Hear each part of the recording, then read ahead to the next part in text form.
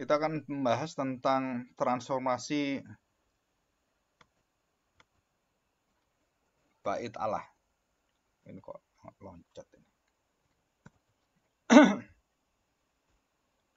Baru. Oke.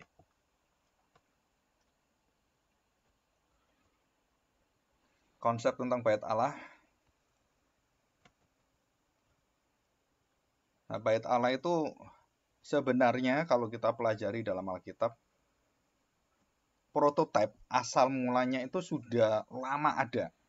Ya, sudah lama ada. Maksudnya itu bait Allah itu sendiri itu tidak seperti yang kita lihat dalam bentuk bangunan ya. Bangunan seperti yang zamannya Salomo. Bait Allah itu sejak di bisa dengar ini? Bisa dengar ya? Anak-anak bisa dengar nggak? Oke, oke, saya lanjutkan ya. Nah, kalau kita pelajari dari beberapa buku dari ahli biblika, itu sejak di Taman Firdaus itu bait Allah itu sudah ada ya. Jadi konsep ibadah itu sudah ada, bait Allah sudah ada, dan di situ ada semua ornamen yang ada secara dasar dari penyembahan kepada Tuhan. Mulai dari pohon kehidupan, sungai kehidupan itu ada, dan buah di sana ada tamannya. Dan kita harus tahu bahwa Firdaus itu taman. Ya, jelas sekali taman. Termasuk konsep bait Allah itu sebenarnya adalah berkaitan dengan taman, berkaitan dengan taman. Dan juga berkaitan dengan aliran sungai yang menunjukkan kepada aliran sungai itu pohon-pohonnya di sekeliling itu menyembuhkan bangsa-bangsa. Ya, jadi bait Allah itu sudah ada sejak dari awal manusia itu bait Allah itu sudah ada sebenarnya. Ya, walaupun secara fisikal itu tidak dikerjakan setelah Tuhan perintahkan pada Musa untuk mengerjakan kemah pertemuan, tabernakel dan bait Allah itu menjadi bait yang bangunan. Tuhan terus ingatkan bahwa bait Allah itu adalah bait Allah yang bukan dibuat oleh tangan manusia. Dan ini penting menjadi catatan kita. Nah, kita akan pelajari proses bait Allah yang ada dalam perjanjian baru. Ya, khususnya di dalam perjanjian baru dan berkaitan dengan akhir zaman itu ya. Karena kita pelajarannya berkaitan dengan akhir zaman.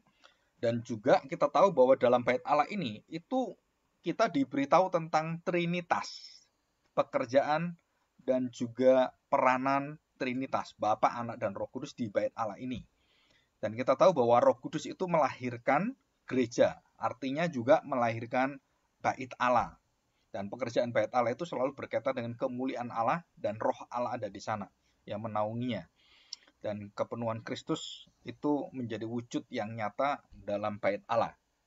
Ya, kita akan lihat perdebatan Tuhan Yesus ini ya. Matius pasal 12, kita coba buka Matius pasal 12 ayat 5 dan 6. Ya. Nah, kenapa orang-orang Israel itu selalu mengaitkan fungsi bait Allah dan peranan bait Allah di dalam kehidupan mereka? Mengapa begitu penting bait Allah itu bagi mereka? Dan itu kalau disinggung bait Allah itu, wah mereka bisa marah dan bisa saling bunuh-membunuh tentang bait Allah ini. Dan termasuk kalau kita lihat agama-agama yang di Indonesia juga hampir seperti itu ya. Jadi kalau sampai bait Allah itu ada masalah, itu masalah besar.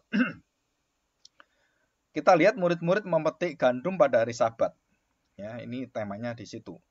Kita akan melihat ayat yang ketiga. Tetapi jawab Yesus pada mereka, tidakkah kamu baca apa yang dilakukan Daud ketika ia dan mereka yang mengikutinya lapar? Bagaimana ia masuk ke dalam rumah Allah, bait Allah, rumah itu bait Allah. Dan bagaimana mereka makan roti sajian yang tidak boleh dimakan, baik olehnya maupun oleh mereka yang mengikutinya, kecuali oleh imam-imam. Jadi yang boleh itu imam-imam ya. Dan itu Daud tidak diizinkan dan dengan tentaranya dan anak buahnya. Tapi karena dia lapar dan tidak ada makanan lain karena kondisi mungkin perang, kondisi dalam darurat, maka dia makan barang-barang persembahan atau makanan-makanan yang dipersembahkan di situ, termasuk apapun yang ada. Ya. 5. Atau tidakkah kamu baca dalam kitab Taurat bahwa pada hari-hari Sabat imam-imam melanggar hukum Sabat di dalam bait Allah. Jadi hari Sabat itu oleh para imam itu dilanggar di mana? Di dalam bait Allah. Kenapa dilanggar? Karena mereka bekerja. Mereka melakukan pekerjaan di bait Allah dan mereka melakukan proses-proses ritual semuanya itu di bait Allah. Dan itu kecuali ya, merupakan pengecualian, tapi itu sebenarnya adalah pelanggaran. Kalau kita omong secara literal dan secara saklek gitu kan, organisasi nggak boleh gitu. Namun tidak bersalah, ya dikatakan di situ. 6. Aku berkata kepadamu di sini ada yang melebihi bait Allah. Nah, ini rahasianya. Jadi orang berpikir sekarang ini harus mengubah pikirannya bahwa bait Allah itu bukan barang, bukan benda, bukan gedung. Bait Allah itu adalah Kristus. Nah, banyak orang yang bergereja, kita sebagai umat Tuhan, itu selalu berpikirnya, ayo kita pergi ke gereja. Pergi ke gedung gereja, ke jalan ini, alamat ini, dan di situ berkumpul orang, dan itulah gereja. Dan inilah kesalahan dari kita kecil, salah kaprah, salah mengerti, salah tafsir juga, dan salah banyak segalanya, pengertian-pengertiannya itu, maka kita sulit sekali memikirkan bait Allah adalah Kristus, karena kita nggak bisa. Karena sudah dibentengi dengan pengertian-pengertian bait Allah itu gedungnya, bangunannya, dan tetek bengeknya. Sedangkan di sini jelas Tuhan Yesus mengatakan, di sini ada yang melebihi bait Allah. Jadi bait Allah itu nggak sepenting aku. Kenapa? Karena bait Allah itu ya Yesus sendiri. Bait Allah itu melambangkan saya. Semua di dalam bait Allah itu menjelaskan tentang saya. Menunjuk kepada saya, memberitakan tentang siapa saya.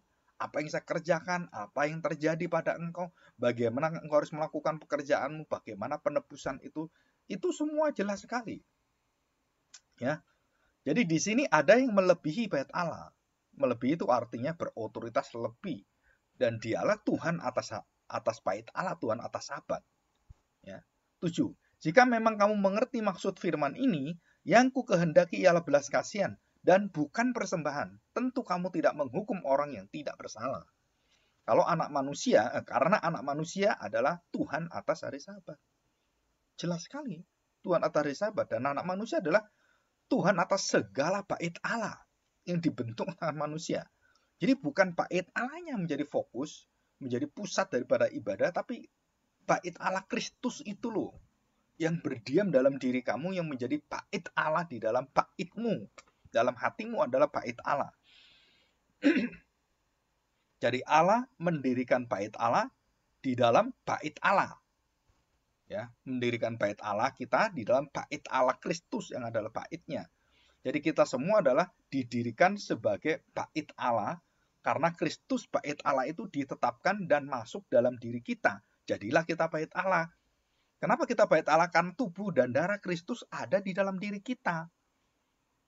Dan itu adalah rahasia yang sudah dibukakan dalam perjanjian baru. Jadi jelas sekali. Jadi Kristus Yesus adalah Tuhan atas hari Sabat dan dialah Tuhan atas semua bait-bait Allah yang ada di seluruh Israel yang merupakan bait benda-benda itu, gedung-gedung. Jadi dia mengatakan demikian karena orang-orang Farisi dan semua ahli Taurat dan orang Yahudi itu melawan dia karena dia merusak dan mengakangi itu menggagai bait Allah. Dia lebih besar dari bait Allah, dia lebih penting dan jauh lebih dari bait Allah, karena bait Allah itu ya jujur aja, bait Allah itu adalah semua yang didirikan oleh manusia dan dia bait Allahnya berbeda ya. Oke, kita lihat pasal 24 ayat 1. Ya, Matius pasal 24 ayat 1. Perhatikan baik-baik khotbah tentang akhir zaman, ya, ayat 1 sampai ayat 2. Nah, ini penting sekali. Sesudah itu Yesus keluar dari bait Allah. Nah, jelas ya, bait Allah yang gedung itu dan Yesus itu adalah bait Allah. Dan dia keluar dari bait Allah keluar dari bait Allah. Yesus kan bait Allah. Dia keluar dari bait Allah yang dibuat oleh tangan manusia. Lalu pergi, maka datanglah murid-muridnya dan menunjuk kepada bangunan-bangunan bait Allah. Jadi bangunan gede yang luar biasa oleh Herodes ditambah dengan ornamen dan diindah dengan luar biasa. Wah, orang Israel senang dengan Herodes. Kenapa? karena ngerti kebutuhan kita. Nah, Herodes itu membangun itu dan membantu itu merenovasi supaya mendapatkan hati orang-orang Israel, dan dia bisa terus berjaya jadi raja di situ. Dan dia orang yang suka berkompromi, ya Herodes itu, termasuk Pilatus dan kaisar-kaisar raja-raja yang lain. Dikatakan di sini, bait Allah, kamu melihat semuanya itu, kata Tuhan Yesus ya, aku berkata kepadamu sesungguhnya, amin, amin. Nah, sesungguhnya itu dalam bahasa aslinya kan, amin 2 kali, amin. Betul, betul, benar, benar. Nah, itu sesungguhnya. Benar-benar maksudnya gitu ya. Beneran maksudnya. Aku berkata kepadamu sesungguhnya tidak satu batu pun di sini akan dibiarkan terletak. Tersusun terletak di atas batu yang lain. Semuanya akan diruntuhkan. Runtuh. Jadi semua itu ambruk. Tidak ada yang bisa tersusun satu. Bahkan satu pun tidak ada. Saudara, ini adalah satu gambaran yang bukan hiperbola, tapi betul-betul terjadi. Tahun 70 Masehi, bait Allah itu dihancurkan oleh Romawi, oleh Jenderal Titus, dan dihina di sana dengan darah babi. Ya, dan dihina dan diijak-ijak, dihancurkan semuanya. Yang merupakan kebanggaan orang Israel, bait Allah yang hebat itu, yang wah megah luar biasa itu, sudah dilihat Tuhan, dan memang Tuhan memakai Titus dan Romawi itu untuk menghancurkan Yerusalem, menghancurkan bait Allah. Kenapa, saudara? Karena itu sudah dinubuatkan oleh Tuhan Yesus. Dan jelas-jelas dinubuatkan. Luar biasa itu, sudah dibuatkan dengan indah sekali. Ya. Jadi perhatikan baik-baik. Jadi kita harus tahu bahwa penyembahan yang benar menyembah dalam roh dan kebenaran, dan tidak ada di situ gedung, tidak ada di situ ritual, tidak ada yang lain-lain, saudara. Jadi yang utama adalah roh spiritual kita, jiwa kita, seluruh keberadaan kita ini, itu betul-betul di dalam roh, bukan di dalam daging, bukan di dalam ritual, bukan. Itu cuma ekspresi semua. Nah, kita harus menuju kepada yang nyata, yang utuh, yang wujud. Siapa dia? Kristus. Jadi Kristus itu loh yang menjadi pusat penyembahan kita, dan tanda petik menjadi kayak orang itu, ini loh yang kita sembah. Kalau orang berhala kan punya patung, punya semua kan. Nah, kita punya Kristus. Kita punya wujud penyembahan. Dan kita punya iman kepada dia yang sudah mati di kayu salib itu. Dan itu wujud daripada seluruh penyembahan kita. Dan dia adalah bait Allah itu, batu penjurunya. Dan kita adalah batu-batu yang dibangun di atasnya. Ya, ini supaya kita jelas. Jadi kalau ada orang mengajar bait Allah itu nanti akan dibangun lagi, dan kemudian Israel lagi bangun bait Allah, semua itu konsep melawan pengajaran Tuhan Yesus. Kenapa? Karena Tuhan Yesus hancurkan itu. Jangan dibangun kembali. Kita jangan membangun bait Allah. Bait Allah nggak bisa dibangun. Sudah dibangun, Yesus yang pertama itu dihancurkan, dan bait Allah sudah dibangun dan tidak akan bisa dibangun lagi, sudah sempurna.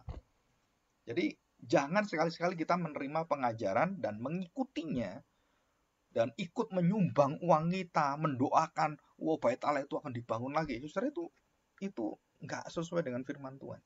Nggak sesuai dengan apa yang diberitakan, diajarkan Tuhan Yesus sendiri. Karena inilah kata-kata dia sendiri, bukan saya. Ya. Oke, kita lihat Matius 21 ayat 12. Ya, tentang perjamuan kawin. Nah, perhatikan baik-baik. Matius 21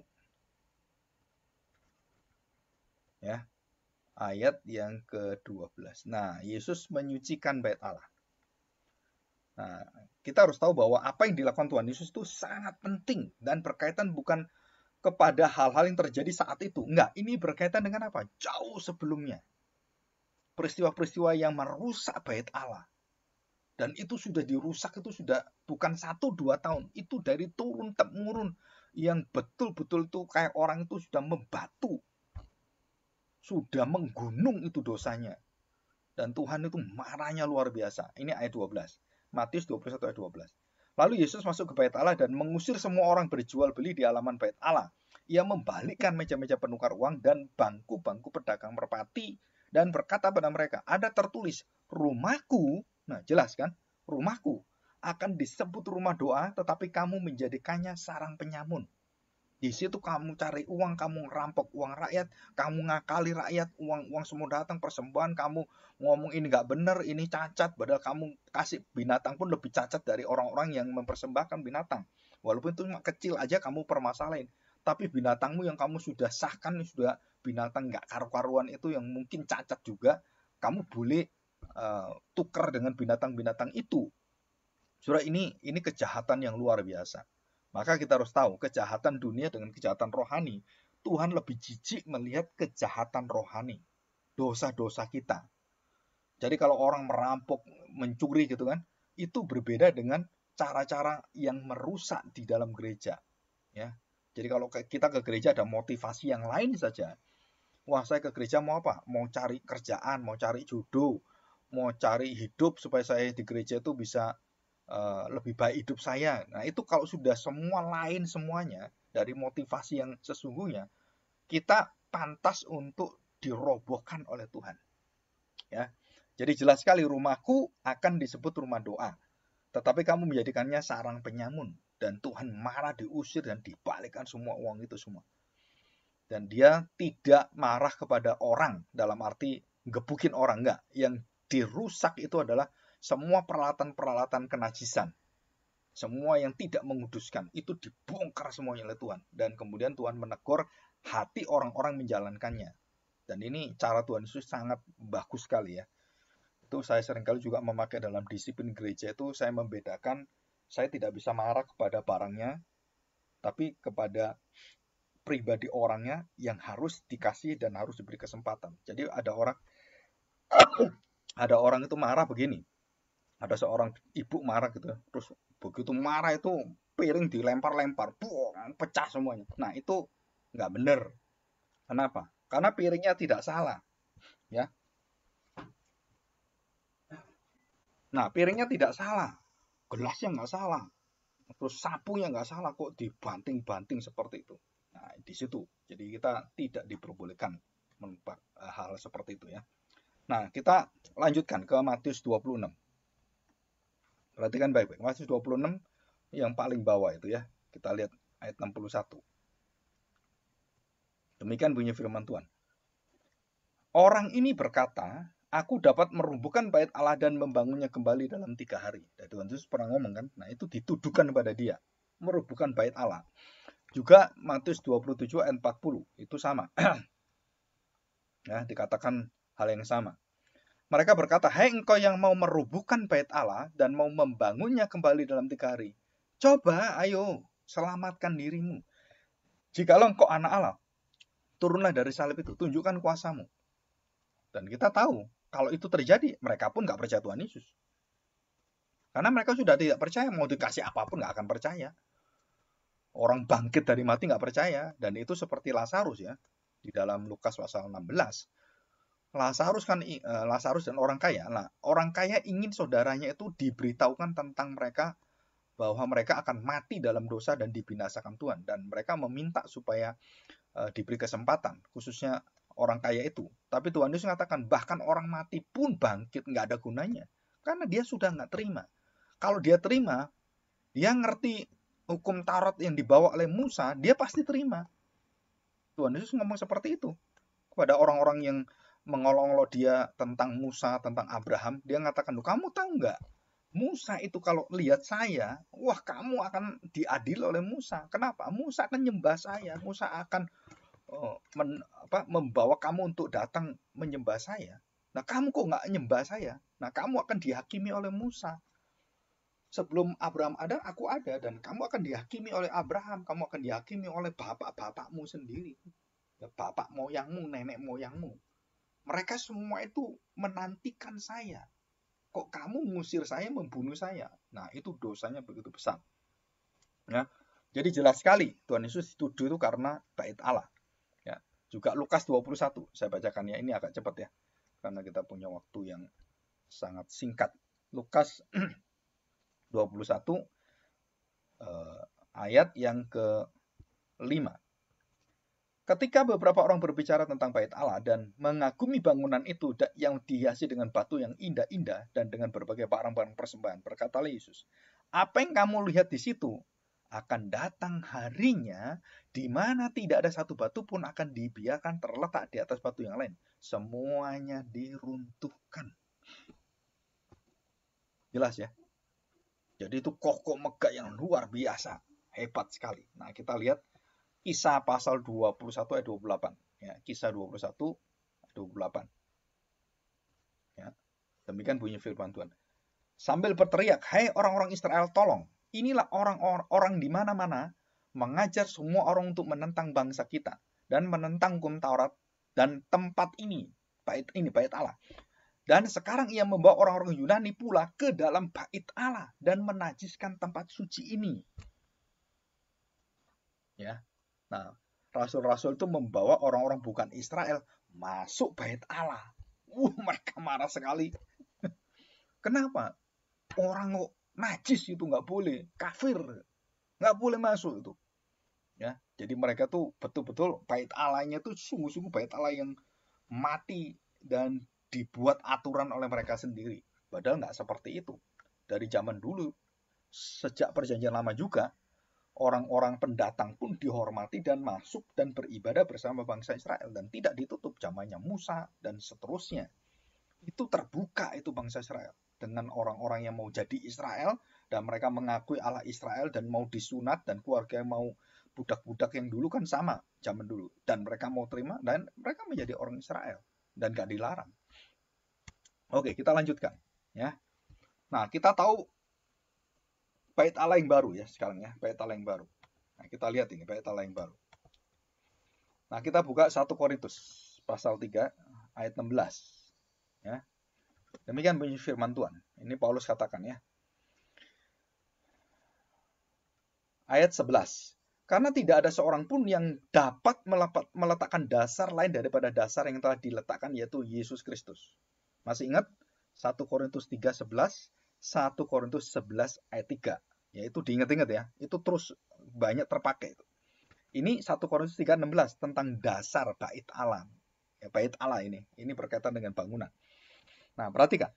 Di sini katakan dasarnya adalah Kristus. Dasarnya adalah Kristus. Entahkah orang membangun di atas dasar ini dengan emas, perak, batu permata, kayu, rumput kering, atau jerami. Sekali kelak, pekerjaan masing-masing orang akan nampak. Karena hari Tuhan akan menyatakannya, sebab ia akan nampak dengan api. Dan bagaimana pekerjaan masing-masing orang akan diuji oleh api itu. Jika pekerjaan yang dibangun seseorang tahan uji, ia akan mendapat upah. Jika pekerjaan yang terbakar, ia akan menderita kerugian, tetapi ia sendiri akan diselamatkan, tetapi seperti dari dalam api. Rasanya kayak apa itu ya? Selamat, tapi kamu ngalamin, kesiksaan, penderitaan yang luar biasa. Kalau kita benar-benar tahu bahwa kita akan diuji oleh Tuhan dan kita bersama dengan Tuhan. Jika ada orang yang membinasakan bait Allah, nah ini adalah orang-orang percaya, yang percaya Kristus, yang ada bait Kristus. Bait Kristus di dalam dirinya. Tubuh dan darah Kristus. Perhatikan, saudara. Ini bagi kita penting ini ya. Saudara, camkan ini. Jadi kalau saya dibunuh orang karena dia benci Kristen, benci Kristus dan membunuh saya, saudara itu nggak ada ampunnya. Orang itu kalau tidak bertobat kembali pada Kristus, wah itu nggak ada ampunnya. Nggak ada kesempatan sama sekali. Jadi orang membakar gereja, membunuh orang Kristen, waduh, saudara, itu seperti yang kita tadi pelajari di dalam Zakaria. Tuhan murka luar biasa loh. Bukan kita mengatakan, kita mendoakan supaya mereka bertobat. Tuhan mengasihi kan. Kita mendoakan ya seperti itu. Tapi Tuhan itu punya pengukurnya. Punya tali pengukur. Kapan itu akan berhenti dan dia akan binasakan itu semua. Ya, jika ada orang yang membinasakan bait Allah, maka Allah akan membinasakan dia. Kain dan Habel contohnya. Nah, saudara, banyak orang tanya pada saya, Pak, memang benar itu darahnya Habel bisa berteriak? Betul. Wah, dia kaget. Loh, mana ada Pak darah kok berteriak? Kan mati udah mati. Salah kamu. Orang mati itu hidup. Bukan orang hidup mati kayak kamu. Bapak ini bingung saya. Maksudnya orang hidup mati gimana? Nah, Habil itu waktu dibunuh, dia mati, memang mati. Dan dia kemudian mati nggak bisa apa-apa. Tapi rohnya, darahnya menuntut kepada Tuhan keadilan, kebenaran. Saya orang benar, tidak melawan, tidak melukai hati kakak saya, Kain. Kenapa saya dibunuh? Kenapa saya mati seperti ini? Nah, itu berteriak dia. Jadi semua kematian martir, orang-orang percaya yang dibakar, yang dibunuh, nabi-nabi, itu darahnya berteriak kepada Tuhan, menuntut pembalasan kepada Tuhan. Dan termasuk gereja dibakar. Jadi kalau kita nggak menuntut, ya kita mengasihi, kita doakan supaya hatinya bertobat. Tuhan nggak. Tuhan nggak seperti itu. Tuhan akan memberikan pembalasan. Tuhan akan memurkai mereka, akan membinasakan mereka. Ini dari Tuhan ya, kita nggak diajar seperti itu karena pembalasan hak Tuhan, bukan hak kita. Dan Tuhan punya urusan. Nah, kalau sudah dengan urusan dengan Tuhan, matilah kamu. Udah pasti kamu nggak ada ampunnya. Ya, di situ. Jadi 1 Korintus 3 ayat 16 ya dan 17 ini. Tidak tahukah bahwa kamu adalah bait Allah dan bahwa Roh Allah diam di dalam kamu? Jika ada orang membinasakan bait Allah, maka Allah akan membinasakan dia sebab bait Allah adalah kudus dan bait Allah itu adalah kamu. Jelas? Bait Allah adalah kamu. Bagaimana bait Allah kamu didirikan di Israel? Bait Allah adalah kamu. Orang Israel mendirikan bait Allah. Bait Allah apa itu didirikan? Nih, kan bait Allah. Loh, kamu dirikan bait Allah gimana? Ya. Oke, pasal 6. 1 Korintus pasal 6 ayat 19. Kita baca. Atau tidak tahukah kamu bahwa siapa yang mengikatkan dirinya pada perempuan cabul menjadi satu tubuh dengan dia, ini berhubungan seks dengan perempuan yang bukan suami istri ya, tapi itu di luar, jadi perzinahan, percabulan. Nah, sebab demikianlah kata Nas, keduanya akan menjadi satu daging. Bayangkan, saudara. Jadi kamu di dalam dirimu itu ada kekudusan dan kemudian kamu berzina seperti Daud berzina dengan Batsyeba. Kamu pikir kamu nggak apa-apa? Kamu dilawan Tuhan. Ya, kamu dilawan Tuhan. Nah, ayat yang 17. Tetapi siapa yang mengikatkan dirinya pada Tuhan menjadi satu roh dan dengan Dia. Ngerti ya? Jadi kalau saya mengikatkan diri dengan perempuan pelacur atau waktu pacaran saya berzina dan menjadi satu daging gitu kan. Jadi saya sedang mengkhianati, saya sedang menyembah berhala. Saya sedang menghina Tuhan karena saudara yang bisa menyatukan satu daging adalah Tuhan. Bukan nafsu kita, bukan keinginan kita, bukan keserakan kita, bukan seks kita yang ngawur seperti itu. Dan dikatakan di sini mengikatkan dirinya. Jadi kamu menjadi satu daging yang tidak disahkan, itu menjijikkan di hadapan Tuhan. Dan banyak pernikahan di dunia ini seperti ini. Tidak ada Kristusnya, tidak ada kekudusan dari Tuhan. Dan semua yang tanpa Kristus, semua pernikahan itu adalah perzinahan di hadapan Tuhan. Saudara, kalau kita baca Alkitab dengan terang, dengan baik-baik, jadi seluruh pernikahan di seluruh muka bumi ini, itu semua hampir semua perzinahan. Karena tidak ada dasar Kristus yang akan menjadi satu roh. Dikatakan menjadi satu roh dengan Dia. Jadi yang menguduskan kita itu siapa? Kristus. Pernikahan kita yang menguduskan siapa? Kristus. Jadi waktu saya bersatu dengan Kristus tubuh saya ada bait Allah, maka bait Allah itu tidak boleh bersatu dengan bait setan. Bait iblis. Rumah Allah bukan rumah setan. Jadi kita nggak mungkin rumah Allah dalam diri kita, kemudian menikah dengan rumah setan. Nggak boleh, saudara. Nah, saudara, seumur hidup saudara, kalau kita menikah dengan orang yang tidak percaya Kristus dan beraliran agama lain dan semuanya, kamu sedang masuk dalam satu jebakan yang seumur hidupmu, kamu akan sengsara luar biasa. Yang Paulus katakan, seperti masuk dalam api dan kamu keluar, untung kamu selamat. Ya, itu bayangannya. Ya, hidup kita nggak karu-karuan. Kita sedih terus karena kita mau ke gereja susah, mau ini susah. Aduh gimana ya, ini suami saya, ini istri saya. Tapi dia nggak ngerti iman saya. Dan tiap hari, tiap waktu kamu bercekcok terus, berselisih. Dan itu menyakitkan seperti dalam api kamu dikeluarkan oleh Tuhan nantinya. Ya. Ayat 19. Jauhkanlah dirimu dari percabulan. Nah, kenapa percabulan tidak boleh? Karena kamu adalah bait Allah, ada kekudusan. Kecemaran tidak boleh ada. Ya. Setiap dosa lain yang dilakukan manusia terjadi di luar dirinya. Tetapi dosa melakukan percabulan itu di dalam rumah Allah. Jadi kalau kamu berfantasi seks, kamu tahu nggak? Roh Kudus ada dalam hatimu. Dan waktu kamu berfantasi, Roh Kudus liatin kamu. Mukamu diliatin. Ini muka najis ini. Mukamu kalau lagi mengingat pornografi, kemudian kamu melakukan masturbasi seperti itu. Roh Kudus itu liatin kamu dengan apa? Dengan satu penderitaan yang luar biasa karena dosamu. Dikatakan di sini, jauhkanlah. Jangan pernah jamak. Itu jauh itu nggak bisa dijamak. Jangan pernah jamak. Nah, kita harus hati-hati nih. Setiap dosa, ya, kita tahu bahwa kita adalah rumah Allah. Nah, ini ayat 19. Tidak tahukah kamu bahwa tubuhmu adalah bait Roh Kudus yang diam di dalam kamu? Roh Kudus yang kamu peroleh dari Allah. Dan bahwa kamu bukan milikmu sendiri. Sebab kamu telah dibeli dan harganya telah lunas dibayar. Kamu sudah selamat, kamu sudah lunas dibayar. Kamu jangan mencemari dirimu dengan mencemari rumah Allah, bait Allah, tubuh Kristus dengan kamu berzina. Dengan kamu melakukan dosa-dosa perzinahan dan kecemaran. Ya, termasuk di dalamnya itu pornografi sebenarnya. Ya. Dan ini jelas sekali. 1 Korintus 6 ayat 19 ini ya.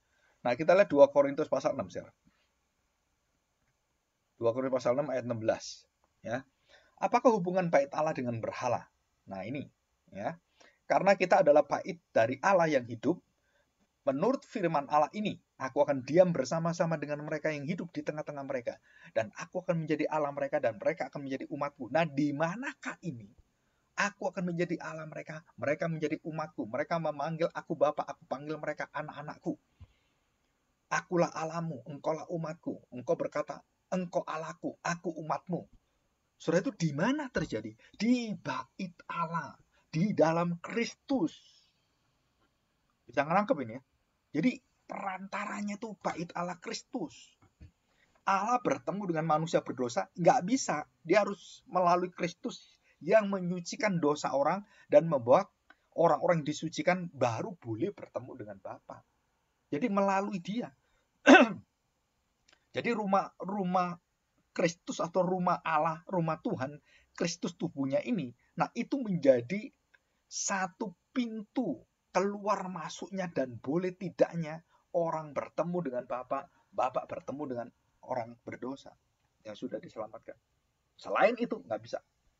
Tidak ada jalan lain. Tidak ada seorang pun bisa datang kepada Bapa kalau tidak melalui baitku. Akulah tubuhku, darahku. Ya. Jadi ini kata-kata ini sebenarnya luar biasa sekali kalau kita hubungkan itu, keindahannya sangat indah sekali, sangat memukau sebenarnya. Oke, kita lihat 2 Efesus pasal 2 Efesus ayat 21. Ya. Saya bacakan. Saya bacakan dari ayat 19. Demikianlah kamu bukan lagi orang asing dan pendatang, melainkan kawan sewarga dari orang-orang kudus dan anggota-anggota keluarga Allah, rumah Allah. Itu anggota-anggota rumah Allah, keluarga Allah. Yang dibangun di atas dasar para rasul dan para nabi dengan Kristus sebagai batu penjuru. Jelas ya? Batu penjuru. Yang awal dari semua bangunan. Di dalam dia tumbuh seluruh bangunan rapi tersusun menjadi bait Allah yang kudus di dalam Tuhan. Nah, jangan lupa, di dalam Kristus. Di dalam dia, di dalam Kristus, kamu juga turut dibangunkan menjadi tempat kediaman Allah di dalam roh. Jadi bukan daging, bukan fisik, bukan bangunan. Di dalam dia kamu turut dibangunkan. Jadi dibangunkan, jadi dibangun, disusun menjadi tempat kediaman Allah di dalam roh. Jadi penyembahan kita penyembahan dalam apa? Dalam roh dan kebenaran. Di manakah roh itu? Di rumah Allah. Kebenaran di rumah Allah, Hadirat Allah di rumah Allah, pembicaraan di rumah Allah, semua di rumah Allah. Dan di manakah di rumah Allah itu? Tubuh dan darah Kristus, di dalam diri Kristus. Ya. Nah, ini kalau diperdalam sangat luar biasa dalam bahasa asli sebenarnya. Itu menunjukkan kepada satu tempat yang, jadi kalau bait Allah kita itu bait Allah kita itu bait Allah yang tidak bisa berdiri sendiri, tapi Kristus bait Allah yang sudah ada berdiri sendiri. Jadi kita ini bait Allah yang nempel ke bait Allah. Jadi rumah yang ada menjadi rumah karena ada rumahnya. Rumah yang berdiri di atas rumah. Bait Allah yang berdiri di atas bait Allah. Jadi kita nggak bisa membangun di luar Kristus bait Allah itu. Contohnya saya membangun gedungnya tanpa Kristus. Nggak bisa itu. Nggak akan bisa. Dan dikatakan dalam Alkitab itu dalam roh spiritual kita. Di dalam iman kita, di dalam kasih kita, di dalam pikiran dan jiwa kita. Jadi bukan fisik. Ayo kita bangun rumah Allah. Ayo kita bangun. Ayo pakai apa? Pakai emas, perak. Bukan. Pakai darah Kristus. Dan kita tahu kita tidak bisa membangun itu. Kristuslah yang membangun. Ya, kita lihat Wahyu pasal 3 ayat 12. Ya. Wahyu pasal 3 ayat 12. Demikian bunyi firman Tuhan. Barang siapa menang, ia akan kujadikan soko guru di dalam bait suci Allahku. Dan ia tidak akan keluar lagi dari situ. Ya, dan padanya akan kutuliskan nama Allahku, nama kota Allahku, yaitu Yerusalem baru, yang turun dari surga, dari Allahku dan namaku yang baru. Jadi kutuliskan. Artinya kutuliskan itu, saudara tahu bahwa kutuliskan itu seperti Allah menuliskan hukum Taurat di batu itu. Ya kan? Allah kemudian menerima persembahan itu dengan api kemuliaannya. Yesus datang menjadi manusia. Dan dia kemudian memeteraikan kita dengan kuasa Roh Kudus. Dengan darahnya dimeteraikan dan dituliskan. Dituliskan dengan darahnya di dalam hati kita. Dan itulah bait Allah. Siapa bait Allah? Hati kita. Bukan batu, tapi hati kita. Dan darah dengan darah. Hati itu kan darah kan? Hati itu kan dalamnya darah. Dan darah Kristus. Tidak mungkin batu ditulis. Nggak mungkin, nggak nempel, nggak cocok. Nggak senyawa, nggak sejenis. Jadi darah dengan darah, bait dengan bait, daging dengan daging, roh dengan roh. Nah, seperti itu. Dan semua datang dari atas. Ya. Pasal 7 ayat 15, kita lihat. Wahyu pasal 7 ayat 15. Demikian bunyi firman Tuhan. Karena itu mereka berdiri di hadapan tahta Allah dan melayani Dia siang malam di bait sucinya. Dan ia yang duduk di atas tahta itu akan membentangkan kemahnya di atas mereka. Mereka akan menderita lapar dan dahaga lagi. Mereka tidak akan menderita lapar dan dahaga lagi, dan matahari atau panas terik tidak menimpa mereka. Jadi tidak ada matahari panas terik. Adapun nggak ada masalah, nggak kepanasan. Jadi ini hidup di dalam surga, hidup di dalam kekekalan. Ya, dikatakan di sini mereka berdiri di hadapan tahta Allah dan melayani Dia siang malam di bait sucinya. Luar biasa ini. Ya. Jadi di surga itu ada bait Allah. Ada. Di mana bait Allah itu? Itu bersama, dan di dalam bait Allah itu kita melihat tahta Allah. Luar biasa sekali. Ada tahta Allah di sana dan Kristus bertata di sana dengan Bapaknya. Dan Roh Kudus mengelilingi tahta itu dan juga membuat semua orang itu akan memuja Kristus dan Bapa, ya, di situ. Perhatikan baik-baik, di bait Allah itu tidak ada penderitaan, tidak ada kelaparan, tidak ada kehausan, tidak ada panas matahari yang bisa menyengat dan menimpa mereka. Artinya matahari itu dan lautan itu adalah penghukuman dan dosa-dosa, ya, sebenarnya ke sana. Oke. Wahyu 11 ayat 1. Dua saksi Allah. Kemudian diberikanlah kepadaku sebatang buluh seperti tongkat pengukur rupanya, dan kata-kata yang berikut. Bangunlah dan ukurlah bait suci Allah dan mesbah dan mereka yang beribadah di dalamnya. Tetapi kecualikan, disuruh menyingkirkan, memisahkan, kecualikan pelataran bait suci yang di sebelah luar Janganlah engkau mengukurnya, karena ia telah diberikan kepada bangsa-bangsa lain, dan mereka akan menginjak-injak kota suci 42 lamanya. Dan itulah hancurnya Yerusalem. Sudah dibuatkan 42 bulan lamanya. Selama berapa?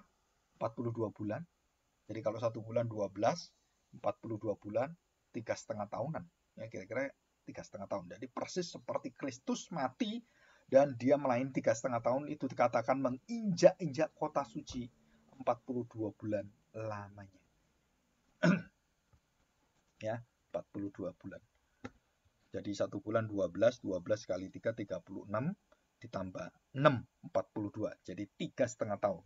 Dan aku akan memberi tugas kepada 2 saksiku supaya mereka berbuat sambil berkabung 1262 hari lamanya. Wah, saudara, ini semua hitung-hitungan yang luar biasa. Saya tidak membahas ini ya. Nah, kita lihat ayat 19. Oke, maka terbukalah bait Allah suci, ya, bait suci Allah yang di surga, dan kelihatanlah tabut perjanjiannya di dalam bait suci itu, dan terjadilah kilat dan deru-guru dan gempa bumi dan hujan es yang sangat lebat sekali. Wah, saudara, itu pemandangan apa sebenarnya? Itu pemandangan kemuliaan dan satu kekuatan Allah yang luar biasa. Terbukalah bait suci. Wah, luar biasa, ini indah sekali. Pasal 15 ayat 8. Ya, tentang bait Allah semua. Di dalam kitab Wahyu ya, jadi bait Allah dalam kitab Wahyu itu banyak dibahas. Dan bait suci itu dipenuhi asap karena kemuliaan Allah dan karena kuasanya. Dan seorang pun tidak dapat memasuki bait suci sebelum berakhir ke-7 malapetaka dari ke-7 malaikat itu. Dan tidak ada orang yang masuk bait suci.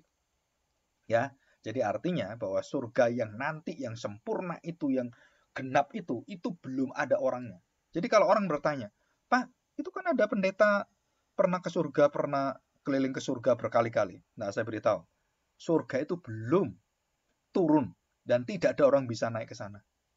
Surga yang nanti itu nggak ada orang tahu. Apalagi kamu mengatakan kamu pernah ke neraka. Oh, itu nggak mungkin. Satu-satunya manusia yang pernah ke neraka dan selamat itu hanya Tuhan Yesus. Jadi kalau ada orang mengatakan saya dibawa ke neraka, itu bohong luar biasa. Itu sesat. Jadi jangan dengarkan pendeta-pendeta yang ngajar seperti ini. Itu ngawur semuanya. Mana mungkin orang bisa masuk neraka? Jangankan neraka, matahari aja kamu nggak bisa masuk. Neraka itu adalah satu lautan api. Kamu mau masuk deket aja udah nggak bisa. Itu lautan api, itu panasnya kayak apa? Makanya kadang-kadang saya pikir-pikir mereka tuh ngerti nggak ya ilustrasi gambaran-gambaran tentang neraka itu. Kok berani-beraninya mereka mengaku pernah ke surga atau neraka. Oke, lanjut ya. Ayat 8. Dan bait suci dipenuhi asap oleh kemuliaan Allah, dan oleh karena kuasanya, seorang pun tidak dapat memasuki bait suci sebelum berakhir ke-7 malapetaka dari ke-7 malaikat itu. Ini tentang 7 malaikat, 7 malapetaka yang ditiup dengan sangkakala itu ya. Oke, 16 ayat 1. Nanti yang terakhir Wahyu 21 ya, 16 ayat 1. Aku mendengar suara nyaring dari bait suci berkata kepada ke-7 malaikat itu, pergilah, tumpahkanlah ke-7 cawan murka Allah ke atas bumi. Zakaria juga melihat ini. Jadi setiap zaman itu Allah memuntahkan murkanya kepada manusia. Nuh, terus kemudian Sodom Gomora, raja-raja yang begitu kejam seperti Herodes. Terus Mesir ditumpahkan murkanya, 10 tulah itu. Zamannya Daniel, wah, Kristus, nanti akhir zaman. Wah, saudara, itu mengerikan sekali itu. Kalau kalian ada yang tertarik kitab Wahyu, belajar bahasa asli dulu yang baik-baik. Dan khususkan kamu dipanggil khusus membahas tentang kitab Wahyu. Karena saya lihat masih jarang. Dan saya lihat belum ada yang mengkhususkan. Saya sampai hari ini mengajar kitab Wahyu itu sudah hampir 12 tahun. Ya, 12 tahun mengajar ini. Dan itu pun banyak orang-orang yang yang sangat tidak banyak mengerti lambang-lambang di dalam kitab Wahyu ini, dan ditafsirkan ngawur seenaknya sendiri dan tidak mau belajar dengan baik. Karena kitab Wahyu ini kitab yang paling sulit di antara semua kitab. Karena tanpa pengetahuan secara utuh firman Tuhan dari seluruh kitab Dari Kejadian sampai kepada terakhir kitab Wahyu sendiri, itu sulit sekali kita mengerti kitab Wahyu. Ya, lambang-lambangnya itu. Jadi jelas sekali. Ayat 21, pasal 21 ayat 22. Ini yang terakhir ya. Wahyu 21 ayat 22. Nah, saya akan bacakan. Dan aku melihat bait suci di dalamnya, sebab Allah, Tuhan yang Maha Kuasa adalah bait sucinya. Demikian juga anak domba itu. Jadi ada berapa bait suci? Nah, saudara perhatikan. Jadi bait suci itu bukan barang, bukan gedung, bukan yang dibangun tangan manusia, bukan, saudara. Di dalam ayat ini jelas sekali ada 2 bait suci. Lihat ya. Dan aku melihat bait suci di dalamnya. Sebab Allah, Tuhan yang Maha Kuasa adalah bait sucinya. Demikian juga anak domba itu. Jadi bait sucinya berapa? 2. Yang pertama Allah yang Maha Kuasa, Bapa yang kekal itu bait suci. Dan kedua apa? Juga anak domba itu. Jadi Kristus juga bait Allah, bait suci. Jadi bait suci Bapa, bait suci Kristus, bait suci orang percaya. Nah, itu adalah bait suci yang kekal nanti bersama-sama. Itu dalam satu kesatuan bait suci yang satu, yang kekal, yang tunggal. Ya, kita akan menjadi satu bait bersama dengan bait Kristus dan bait Bapa. Saudara, ini jarang kita dengar ajaran ini, dan mungkin bukan hanya jarang dengar, mungkin belum pernah dengar. Jadi Bapa adalah baitnya, Allah adalah bait Allah, dan Kristus bait Allahnya, bait Allah yang menjadi jasmani manusia, dan bait Allah di mana Allah diam tinggal, dan manusia yang jatuh dalam dosa yang ditebus oleh bait Allah ini, tubuh dan darahnya, itu menjadi bait Allah dan masuk dalam Kristus menjadi bait Allah dalam Kristus dan bersekutu dengan bait Allah, bait Bapa itu. Jadi bait membait. Wah, ini luar biasa. Bait Allah berada di dalam bait orang-orang yang berdosa, dan orang berdosa menjadi bait Allah. Tubuhmu adalah bait Allah, dan di dalam hatimu Allah berdiam adalah bait Allah. Maka bait Allah yang membaitkan bait Allah yang berdosa itu membawa bait yang berdosa yang sudah dikuduskan, bait Allah gereja, kita semua orang percaya masuk ke dalam bait Kristus, dan bersama dengan Kristus bait gereja itu masuk dalam bait Bapa yang kekal. Nah, saudara, itu luar biasa ini. Ya, saya waktu mempelajari ini, hati itu kayaknya ada sukacita yang, aduh, ini kan pandangan iman yang jarang orang tahu gitu.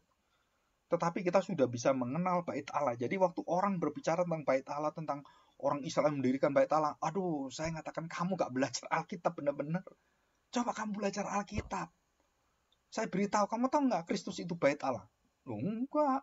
Bait Allah itu ini. Kita ini bait Allah. Enggak. Loh, ada di Alkitab semua loh.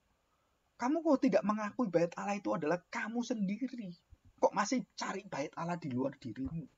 Yang kamu sampai ke Israel ke sana. Kamu adalah bait Allah. Nah, itu susah. Kalau udah buta mati, orang buta nuntun buta. Ya itu tadi. Diberitahu, ngotot aja. Nggak mau belajar firman Tuhan. Ya, oke, kita lihat sekarang ya. Bait Allah yang pertama. Nah, bait Allah yang pertama itu adalah bait yang bangunan ya. Yang belum full utuh dari batu, itu bukan ya. Nah, perhatikan baik-baik. Konsep yang pertama bait Allah itu sejak dalam Firdaus ya. Saya sudah beritahu tadi, dan kemudian manusia diusir dan manusia mendirikan penyembahan, dan di dalam dosa itulah bait Allah itu mulai didirikan melalui bentuk batu-batu yang ditumpuk. Ya, ini awalnya. Batu-batu yang disusun termasuk Abraham, Ishak, Yakub mendirikan tempat penyembahan dari batu yang dia ambil, batu-batu dia tumpuk. Ya, waktu Israel 12 suku, maka didirikanlah batu-batu 12 batu karena mewakili suku Israel. 12 batu. Itu. Jadi yang pertama adalah sudah ada konsep itu, dan tentang kemah pertemuan, tentang tabernakel, ya, termasuk di dalamnya itu semua yang ada di dalam bait Allah, semua yang ada di dalam. Nah, waktu Daud ingin mendirikan bait Allah, dia menyadari satu hal. Nah, ini saya tidak buka Alkitab di dalamnya ya. Jadi perhatikan baik-baik. Daud melihat, loh, kok bisa tabut perjanjian pindah sana sini, pindah sana sini. Loh, saya ini punya rumah yang bagus, punya istana, punya. Aduh, Kok rumah Tuhan jadi seperti ini, hujan-hujanan? Aduh, kok saya lebih enak? Wah, nggak bisa ini, saya salah ini. Maka Daud ingin membangun rumah Allah. Ingin Allah itu tidak keluar lagi dari bangsa Israel dalam hidupnya. Janganlah engkau ambil rohmu dari hidupku. Daud pernah ngomong demikian. Jadi dia ingin bahwa dia bersama dengan Tuhan di rumah Allah itu. Ayo Tuhan, bersama dengan saya. Terus jangan keluar dari bait Allah ini. Lindungi kami bangsa Israel ini. Kamu jangan tinggalkan kami. Jadi bait Allah itu sangat kental dengan istilah Immanuel. Im, di dalam, manu, manusia. El, Elohim. Allah di dalam manusia. Allah di dalam baitnya. Baitnya adalah tubuhnya, Kristus itu. Jadi Daud ingin mengerjakan itu dan dia merindukan dan dia mengumpulkan semua itu sumber daya semua, baik manusianya, baik barang-barangnya, emas peraknya, dia kumpulkan semuanya. Ya, udah dekat mau bangun, Tuhan mengatakan apa? Nggak bisa kamu. Kenapa kamu nggak bisa? Karena tanganmu kotor, penuh dengan darah. Wah, kaget. Tuhan tahu Daud membunuh Urea, suami Batsheba. Dan Daud tidak diperbolehkan karena kamu membunuh orang benar dan tidak boleh kamu mendirikan di sana. Jadi tanganmu penuh dengan darah. Nah, saudara, tidak diperbolehkan. Jadi Daud terus siapa? Maka dia sadar Tuhan menjanjikan anakmu, bukan kamu. Dan dia mempersiapkan termasuk uangnya dia sendiri pribadi yang lebih banyak dari uangnya negara atau bangsa Israel. Karena dia raja, kekayaannya luar biasa. Dia persembahkan pada Tuhan semua. Ini raja yang mungkin gila juga ya. Jadi seluruh harta bendanya dikasih Tuhan semua. Dan gak habis-habis. Emas peraknya berapa ton. Wah, gak tahu itu seberapa banyak. Bangun rumah Allah itu. Nah, saudara, di sini Daud akhirnya tidak diizinkan dan Salomo yang mendirikan. Nah, pertama kali bait Salomo ini yang dibangun oleh Salomo bertahun-tahun begitu indah, begitu besar. Nah, ada satu dosa yang terselip di dalam pembangunan bait Allah. Apa? Salomo waktu membangun istana begitu besar, dia membangun bait Allah begitu besar, dia sambil berjalan, dia membangun istana yang lebih indah dari bait Allah. Dan ini dosa. Dia memanfaatkan semuanya. Dia membangun istananya yang mewah, yang luar biasa. Dan disitulah dia mempunyai cabang hati. Dan dari istana inilah orang kagum dan kemudian raja-raja memberikan anaknya menjadi selirnya, jadi gundiknya, jadi istrinya. Dan dia punya istri dan gundik 700 dan 300 gundik. 700 istri dan 300 gundik. Nah, saudara, inilah dosa yang luar biasa. Dan Tuhan tidak mau lagi tinggal di dalam kediaman bangsa Israel dan di rumah itu. Dan Tuhan katakan, aku akan hancurkan bait Allah ini. Saudara, jadi ini sementara. Kamu bangun silakan, kamu berkenan padaku silakan. Kalau kamu sudah melawan aku menyembah berhala dan kamu betul-betul membelakangi aku hancurkan ini semua. Dan sama zamannya Salomo, zamannya Daud, termasuk zamannya Tuhan Yesus. Aku akan runtuhkan ini semua. Sama, saudara. Maka pada saat itulah Tuhan waktu menubuatkan keindahan gedung dan kebesaran bait Allah itu hanya bisa dihancurkan dengan satu orang yang memerintahkan. Siapa? Tuhan Yesus sendiri. Kalau bukan Tuhan nggak bisa hancur. Jadi Tuhan yang meminta Salomo membangun, Tuhan yang menghancurkan apa yang dibangun Salomo. Dan itu Tuhan semua. Tahun berapa? 70 Masehi. Dan dinubuatkan Tuhan itu sendiri. Ya. Bait Allah ini berumur 585 tahun, sekitar hampir 600 tahun. Keindahan kemegahannya turun-temurun besar.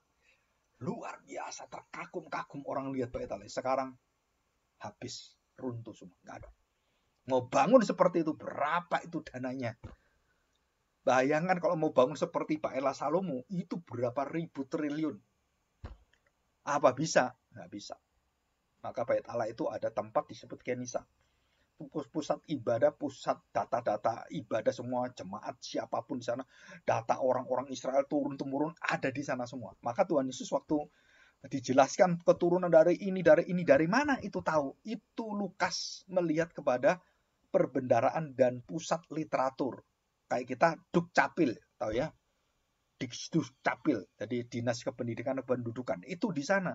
Dan di situ ada disebut Kenisa, rumah Allah Kenisa itu, dan dia mencatat semuanya. Termasuk Tuhan Yesus anak siapa, turunan siapa, sampai Adam itu tahu. Dan data itu juga dibakar habis. Jadi betul-betul bukan hanya bait Allah ini yang dihancurkan oleh Tuhan, seluruh keturunan Kristus sebelumnya dan data semua itu lenyap semuanya. Dan bukan di situ. Yang ketiga adalah bangsa Israel akhirnya dipecah oleh Tuhan. Dan sekarang sudah tidak ada Israel yang murni, yang asli. Ya. Jadi ini supaya kita tahu. Jadi orang-orang berbicara akhir zaman, saudara punya prinsip dulu yang saya jelaskan ini semua di dalam Alkitab begitu detail satu persatu dan sudah jelas kan. Barulah kita melihat semuanya. Oh, berarti ini nggak tepat, nggak benar. Oh, ini melawan firman Tuhan. Kita tahu semua. Kenapa? Karena jelas sekali firman Tuhan menjelaskan dan perkataan Kristus yang sangat benar dan saklek dan tidak bisa diubah. Jadi bait suci tidak bisa didirikan lagi. Karena sudah didirikan. Jadi nggak mungkin didirikan lagi. Kenapa? Sudah didirikan. Dan siapa yang mendirikan? Kristus di kayu salib. Dan kamu nggak mungkin dirikan bait Allah lagi. Selesai, sempurna, titik. Ya. Oke. Nah, saudara perhatikan. Bait Allah itu bahasa aslinya itu bait Adonai. Bait Adonai ya, bait ya. Nah, orang Yahudi menyebutkan bait Adonai itu tidak diperbolehkan, maka diganti Yehova itu jadi Adonai. Ya, bait Yehova, Yahweh, nggak boleh jadi Adonai atau Yehova. Ya, paling-paling itu Adonai banyak kan. Ya. Nah, itu semua dijelaskan di dalam bahasa Ibrani ya. Tempat itu disebut bait Hamikdash, rumah suci. Nah, itu dipakailah rumah suci. Dan semua orang katakan rumah. Dan Allah itu akhirnya nggak dipakai lagi. Menjadi rumah yang suci, rumah yang kudus. Di situ. Jadi semakin turun ya. Karena mereka takut. Nah, bait Allah Salomo itu dibangun sekitar tahun 1000 sebelum Masehi. Ya. Dan kemudian bangunan dihancurkan oleh bangsa Babilonia, oleh Raja Babel. Dan dibangun lagi waktu masa pembuangan. Dan dihancurkan lagi oleh bangsa Romawi. Dan oleh Jenderal Titus. Jadi 2 kali bait Allah itu dihancurkan. Ya. Yang terakhir itu betul-betul total. Ya. Di situ. Jadi bait suci kedua dibangun oleh bangsa Yehuda setelah kembali dari pembuangan. Ya, setelah Babel itu menghancurkan, nah setelah pembuangan mereka kembali pulang membangun mulai dari mana? Tembok Yerusalem, temboknya tok. Hanya temboknya tok. Baru nanti bait Allahnya dan akhirnya berhasil ratusan tahun baru berhasil. Ya, direnovasi secara total dan terjadi akhirnya bait ketiga itu berdiri dan mendapatkan bantuan dari Herodes Agung. Memulai proyek perluasan yaitu abad 19 setelah Masehi ya, sebelum Masehi, sebelum Kristus.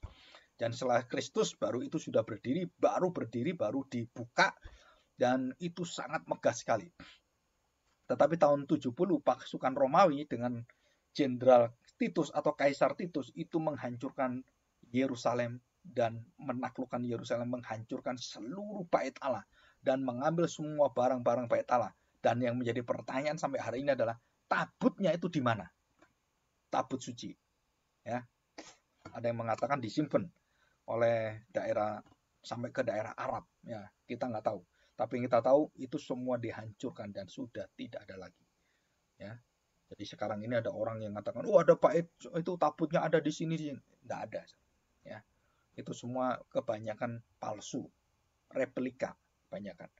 Dan ini adalah sejarah yang ada. Nah, pandangan orang Yahudi, sejak hancurnya bait Allah, tahun 70 Masehi, Yahudi terus berdoa ke Allah mengizinkan kembali.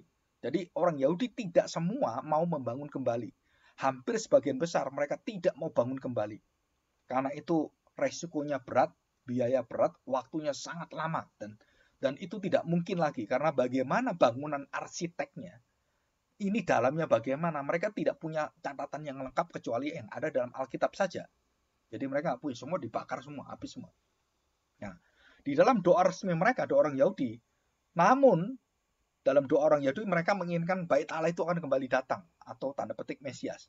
Namun sebagian rabi, hampir semua rabi itu tidak setuju dengan pembangunan ini ya secara tradisional. Dan ada pendapat yang mungkin menguatkan itu adalah dari guru namanya Maimonides. Ya, Allah dengan sengaja telah mengalihkan orang Yahudi menjadi korban kepada doa, dan karena doa dalam bentuk ibadah yang lebih tinggi, jadi sebagian rabi berpendapat bahwa korban tidak dilakukan lagi di bait Allah yang dibangun kembali, nggak ada gunanya karena sudah selesai. Nah ini orang Yahudi ya, jadi orang Yahudi ada dua pendapat, yang satu ingin bangun, satu nggak mau ingin bangun. Nah, sampai hari ini mereka bertempur ya di parlemen di mana-mana. Ya. Nah yang paling paling ini ya, mengatakan bahwa tidak dibutuhkan lagi itu Rabi Abraham Isaac Cook, orang Israel ini ya, Rabi pertama Yahudi Israel pada masa sebelum negara itu terbentuk 1948. Pengorbanan binatang tidak akan dilakukan lagi, tidak diikuti oleh kebanyakan rabi. Ya, dan mereka juga beda pendapat. Nah ini semua perbedaan pendapat semua di dalam diri bangsa Israel. Rabi-rabi itu juga semua beda pendapat. Ya, nah sekarang bagaimana dengan bait suci ketiga yang rencana akan dibangun oleh Kaisar Julianus ya, dan pernah pada abad ketiga Kaisar Romawi itu ingin mendirikan, merencanakan, tetapi batal dan mereka sudah hancur total dan tidak bisa dibangun kembali. Ya, nah pandangan kita orang Kristen, Injili Protestan, Reform dan semuanya dominan di lingkungan Kristen Protestan bahwa korban binatang di bait Allah sudah tidak ada lagi, dan itu lambang dan Yesus yang sudah menyelesaikan, termasuk tidak ada lagi bait Allah secara fisik. Ya, ritual-ritualnya sudah tidak butuhkan karena selesai. Ya, ini orang Protestan. Jadi masa depan. Kecuali orang-orang karismatik Pentakosta dan kaum dispensasi yang berpendapat bahwa bait Allah itu harus ada, perlu ada, dan mereka menggilai ya, keranjingan dengan bait Allah ini sampai mendukung orang Israel membangun bait Allah. Bukan hanya mendukung, ngirim uang, ngirim semua ke sana. Dan itu adalah mungkin bagi mereka bentuk dari kecintaan mereka kepada Tuhan Yesus, padahal itu jauh menyimpang dari apa yang dikatakan Tuhan Yesus.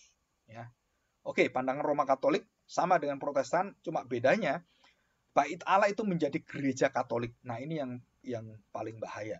Ya, gedung-gedung gereja Kristen tempat ekaristi dirayakan adalah pengganti yang sah dari bait suci. Kita tidak ada bait suci kecuali Kristus, dan kita adalah bait sucinya. Tidak ada bait suci secara fisik. Itu Injili Protestan tidak mengakui. Tapi Katolik menggantikan bait Allah dengan gedung gereja mereka. Disebut bait suci. Oke, sampai di sini. Saya pikir cukup. Kita bersyukur. Jadi nanti kalau ada isu-isu tentang akhir zaman, tentang bait Allah dan Yerusalem baru, saudara, itu semua tidak bisa didirikan oleh manusia. Semua turun dari surga. Semua dari Kristus. Ya. Dan itu datang nanti akhir zaman. Bukan di sini. Bukan di tempat bumi ini, enggak. Itu dari surga turun, dari atas turun. Ya. Jadi semua pengajaran yang mengajarkan lain, saudara, itu saudara udah jangan hiraukan. Kalau ada yang ingin diskusi, saudara harus layani dan sesuai dengan firman Tuhan. Saudara menjelaskan berdasarkan firman Tuhan. Back to the Bible. Jadi back to the Bible, kembali pada Alkitab. Jelaskan melalui Alkitab. Jadi kita bukan menjelaskan dari pengalaman saya, pengalaman pendetanya, bukan, dari Alkitab, dari mulut Tuhan Yesus sendiri. Dan itu membuat kita terbebas dari segala kesalahan mengerti dan interpretasi. Ya, oke, saya pikir cukup hari ini, dan kita akan